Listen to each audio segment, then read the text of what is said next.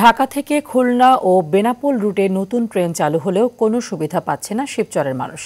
পদ্মাপাড়ের এই উপজেলায় দুটি স্টেশন থাকলেও কোথাও যাত্রা বিরতি করছে না ট্রেন দুটি, ফলে অসন্তোষে ফুঁসছে এই অঞ্চলের সাধারণ মানুষ।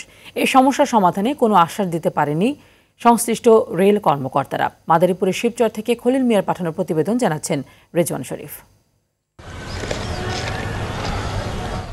দেশের দক্ষিণ পশ্চিমাঞ্চলের সঙ্গে রেল যোগাযোগ সহজতর করতে পর্যায়ক্রমে বাস্তবায়িত হচ্ছে পদ্মা রেল লিংক প্রকল্প। এর ফলে মানুষের অর্থ ও সময় সাশ্রয়ের পাশাপাশি বেড়েছে যোগাযোগ সুবিধা। নতুন রেলপথ নির্মাণ ও ট্রেন সংযোজনের মাধ্যমে এ সুবিধা বেড়েছে কয়েক গুণ। গেল ২৪ ডিসেম্বর ঢাকা থেকে পদ্মা সেতু হয়ে খুলনা ও বেনাপোল রুটে জাহানাবাদ এক্সপ্রেস ও রূপসী বাংলা নামে দুটি নতুন ট্রেন চালু করা হয়েছে।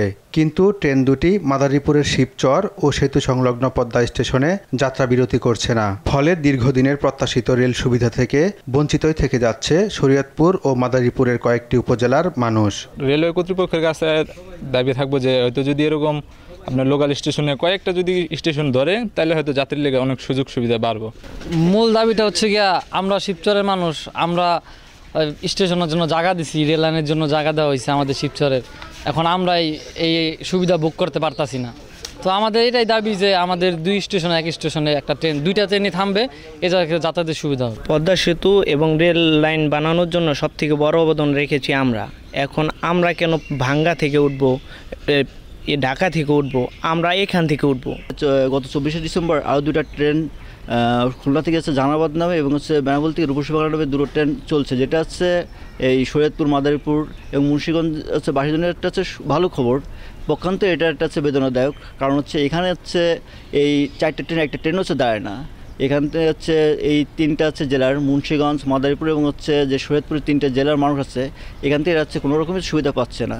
আর এই যে শিবচর যে হচ্ছে স্টেশনটা হয়েছে বা হচ্ছে পদ্মা যে সেতুটা হয়েছে, এই পদ্মা সেতু হওয়ার পিছনে এই তিনটা হচ্ছে জেলার মানুষের হচ্ছে অক্লান্ত হচ্ছে পরিশ্রম, আন্দোলনের হচ্ছে ফল হচ্ছে পদ্মা সেতু।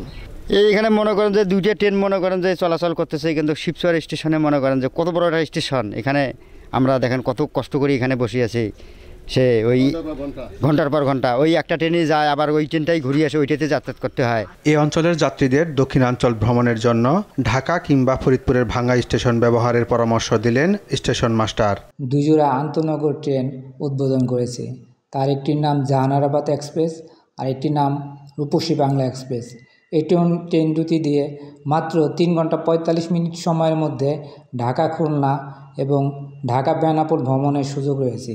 এই ট্রেনগুলি আমাদের শিবচর স্টেশনের কাছে নবনির্মিত ভাঙ্গা জংশন স্টেশনে স্টপেজ আছে। যাত্রীগণ সেখান থেকে খুব সহজেই বেনাপোল, ঢাকা এবং খুলনা ভ্রমণ করতে পারবেন। আপাতত শিবচর এবং পদ্মা স্টেশনে স্টপেজের ব্যবস্থা রাখা হয় নাই, তবে যাত্রীদের চাপ থাকলে পরবর্তীতে রেলওয়ে কর্তৃপক্ষ বিবেচনা করবে বলে আমি মনে করি। আন্তনগর ট্রেন সার্ভিসের অজুহাতে বিষয়টি এড়িয়ে গেলেন প্রকল্প কর্মকর্তা। বিরতি নেবে এরকম আমরা ট্রেন শিগগিরই চালু করব। ইন্টারসিটি ট্রেন তো সব স্টেশনে থামবে না, সব স্টেশনে থামার ট্রেন আলাদা। পদ্মাপাড়ের মানুষের স্বার্থ বিবেচনায় স্টেশন দুটিতে যাত্রাবিরতির দাবি স্থানীয়দের। রেজওয়ান শরীফ, RTV।